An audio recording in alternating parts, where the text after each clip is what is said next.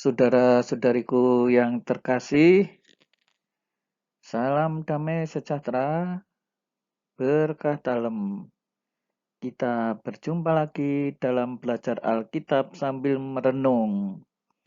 Tema kita kali ini, perumpamaan tentang seorang penabur. Ya, bahan diambil dari Injil Lukas, bab 8 ayat 4 sampai 15. Ya, jangan lupa untuk subscribe dan bagikan kepada teman-teman serta like.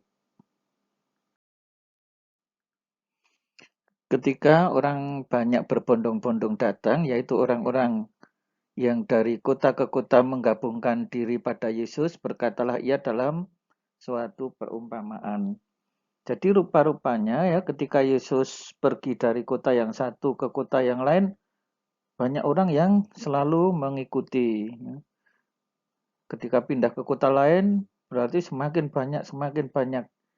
Ya, karena disebut di sini dari kota ke kota menggabungkan diri pada Yesus. Nah, tetapi apa sih motivasi mereka? Apakah mereka itu mempunyai motivasi yang sama dalamnya dan akan menghasilkan buah iman yang akan sama dalamnya? Nah, Yesus berkata dalam satu perumpamaan, ada seorang penabur keluar untuk menabur benih. Waktu ia menabur, sebagian benih itu jatuh di pinggir jalan, lalu diinjak-injak orang, dan burung-burung di udara memakannya sampai habis. Ya, seperti di dalam gambar ini ya, ditabur, tetapi ya mungkin karena jatuhnya ini di pinggir jalan, ya burung-burung pun memakan sampai habis. Ini malah seperti memberi makanan kepada burung-burung itu. Ya. Tidak ada lagi bekasnya karena disebut sampai habis. Sebagian jatuh di tanah yang berbatu-batu. Dan setelah tumbuh, ia menjadi kering karena tidak mendapat air.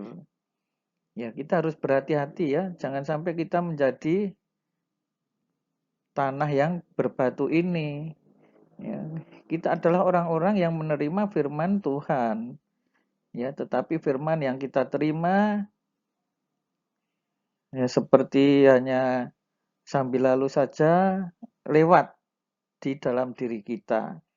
Ya, ini kan menjadi semacam firman yang kering, ya kan?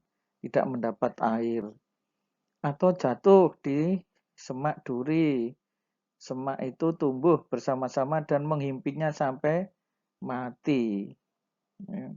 Kita juga bisa merenung apakah kita termasuk penerima firman yang bagaikan tanah bersemak duri ya, sehingga ya memang tumbuh ya, tetapi karena semak duri itu menghimpit ya, pada akhirnya benih yang utama justru mati.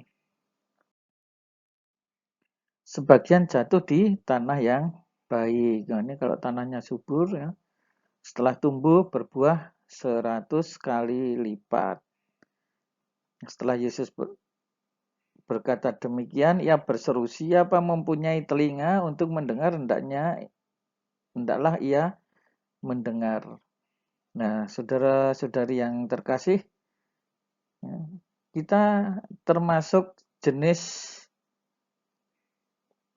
tempat yang mana? Apakah kita ini tempat tinggal benih yang jatuh di pinggir jalan tadi, ataukah tanah berbatu, ataukah semak duri, ataukah tanah yang baik?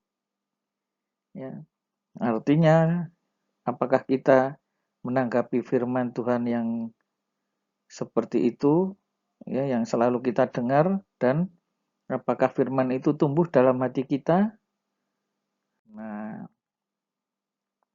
murid-murid bertanya, apa maksud perumpamaan itu? Ya. Lalu Yesus menjawab, kepadamu diberi karunia untuk mengetahui rahasia kerajaan Allah. tetapi kepada orang-orang lain hal itu diberitakan dalam perumpamaan.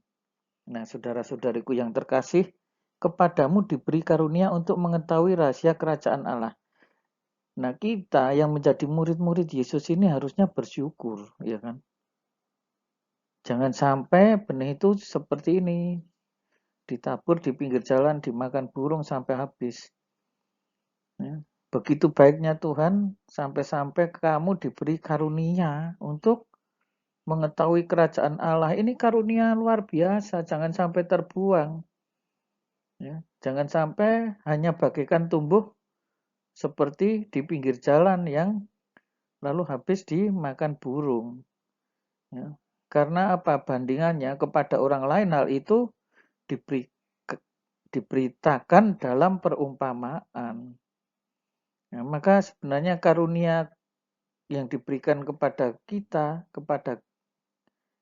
oleh Kristus, ya, ini sebuah karunia yang besar, yang luar biasa. Ya harus kita syukuri, ya, dan mestinya kita ini menjadi tanah yang subur. Inilah arti perumpamaan itu. Loh, ternyata perumpamaan itu dijelaskan, ya, secara langsung oleh Yesus yang jatuh di pinggir jalan, orang yang telah mendengarnya. Kemudian datanglah iblis lalu mengambil firman itu dari dalam hati mereka. Hati-hati ya ini, ya. Iblis ini memang licik, ya. Dia menginginkan agar manusia jangan sampai percaya dan diselamatkan. Ya, dia mencari teman, ya, untuk melawan Allah, ya. Selalu seperti itu, merongrong manusia, ya. Firman Allah juga diambil dari hati manusia. Nah, justru disinilah kita harus waspada dan melawan iblis yang jatuh di tanah berbatu sekarang. Orang yang setelah mendengar firman itu menerima dengan gembira, tetapi mereka itu tidak berakar. Nah, iya, bagaimana mau berakar? Benih baru tumbuh, harus menembus batu ya sulit. Ya, maka mereka percaya sebentar saja, dan dalam masa pencobaan mereka murtad. Wah, ternyata banyak ya ini seperti ini. Pencobaan kecil-kecil, ya, pencobaan mungkin mengenai pasangan hidup, pencobaan mengenai sakit penyakit, pencobaan mengenai ya kalau mau ini pekerjaan untukmu, ya, pencobaan dipepet di dalam kehidupan sehari-hari, akhirnya murtad, ya. Ini sudah diingatkan oleh Yesus, ya. Makanya hati-hati.